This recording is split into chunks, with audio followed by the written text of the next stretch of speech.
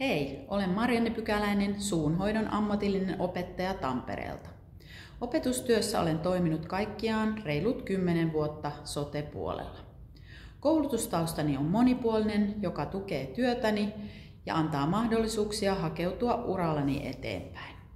Minulla on monipuolista työkokemustaustaa, jota voisin hyödyntää AO-työskentelyssä.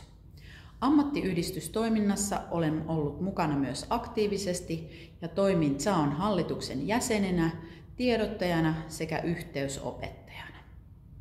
Tärkeitä teemoja, joita haluaisin edistää AO-työskentelyssä, ovat opettajien työssäjaksaminen ja työhyvinvoinnin edistäminen. Viime keväänä olen suorittanut juurikin työsuojelun perusopinnot. Pidän tärkeänä myös ammatillisen koulutuksen merkitystä tulevaisuuden työllistäjänä ja että siihen kohdistuisi riittävästi resursseja.